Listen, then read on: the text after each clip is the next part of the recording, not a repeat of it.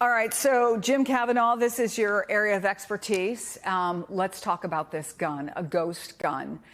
For those who are not familiar with guns that are 3D printed, although we have certainly talked about them over the course of the last couple of years as they have become available, in terms of IDing them, in terms of traditional ballistics, is this investigation the same as it would be if it was a gun you bought down at your local gun shop, if it was a more traditional handgun, if it was an AR-15?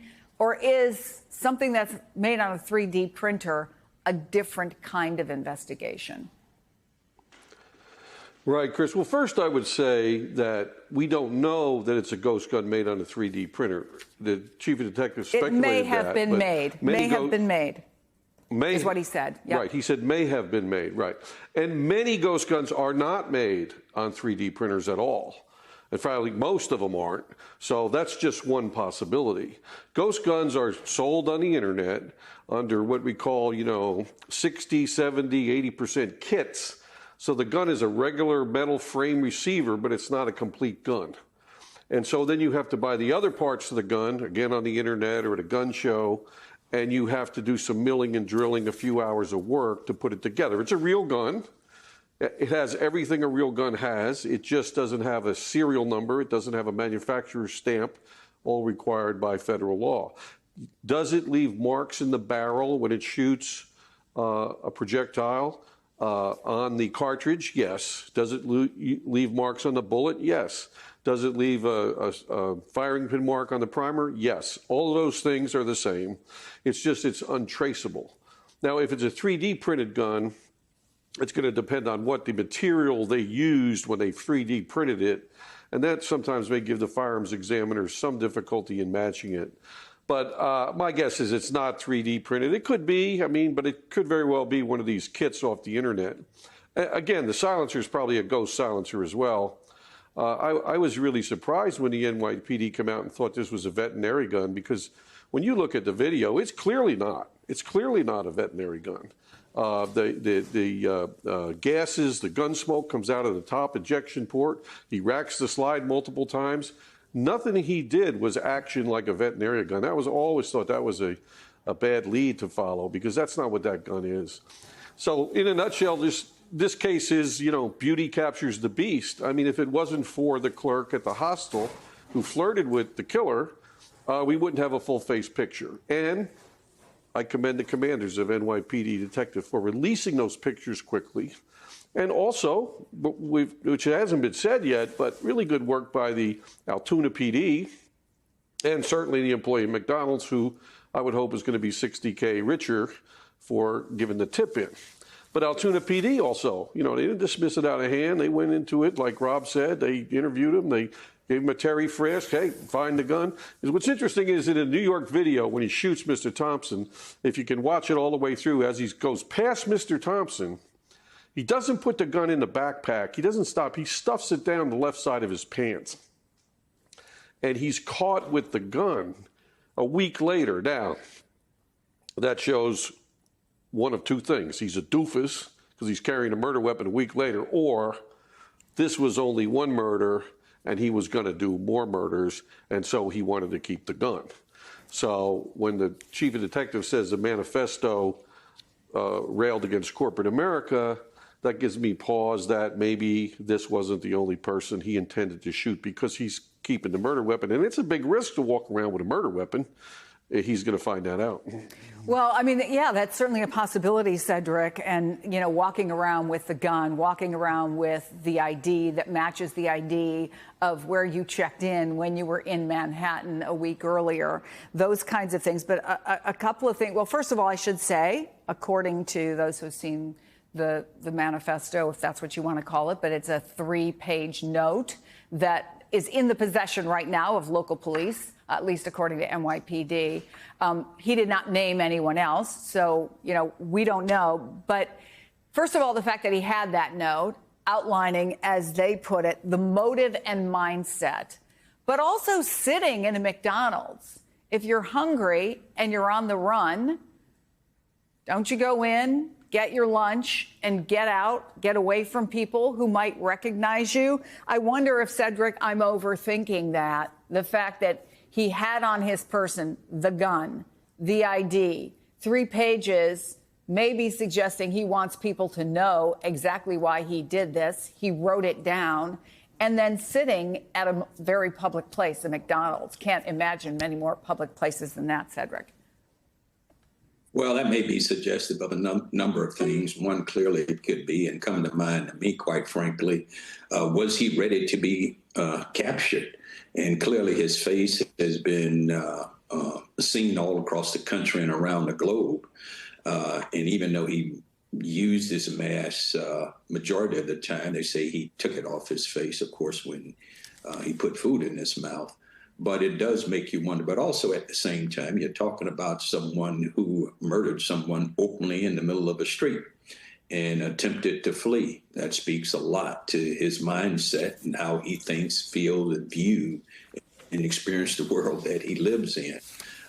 So there are going to be further information, I'm quite sure, that we're going to learn about before the day is over and into tomorrow as well, too. But I do find it interesting.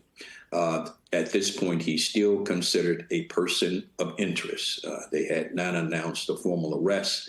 I would imagine that's coming later, but that speaks to the professionalism and the thoroughness, I think, our law enforcement agencies want to make sure that this case is airtight based on evidence that they've gathered over the last week.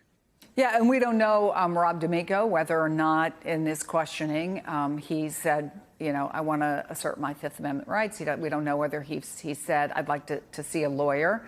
But who would be questioning him, and what would be the keys as they look toward potentially charging him, arresting him? So in the beginning, as they were first talking to him and he wasn't in custody, anything he said is admissible. So once they determined he gave the fake ID and then they put him in the car, now in custody, then that's when the Miranda rights should come out. So don't know if they did it or if they brought him down to the police station and hopefully they Mirandized him then. Because at this point, you just want to be safe. You want to make sure that everything he says stays as evidence. So you read the Miranda warning. They may have been in touch with the NYPD.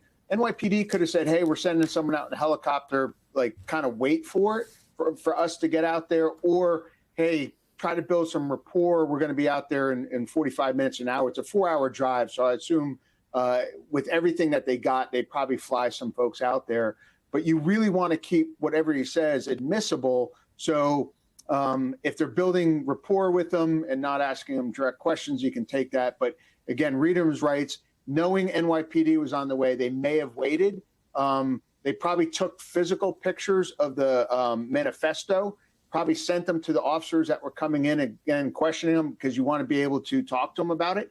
I think he wants his story to be told. So I think coming in and having some empathy, understanding his manifesto may get him to talk. If I did get a chance to look at his Twitter account, what was surprising is he had 3 pictures up. And the middle one was an X-ray of a spine with, it seemed to be like 4 screws on the bottom of the spine. And it was an X-ray photo. Again, something to deal with healthcare that may be relevant that they can talk to him about. Literally like an X-ray with screws in a spine. Yes, from the side, and it was a lower spine, and it looked like 4 large screws into the spinal cord on the X-ray.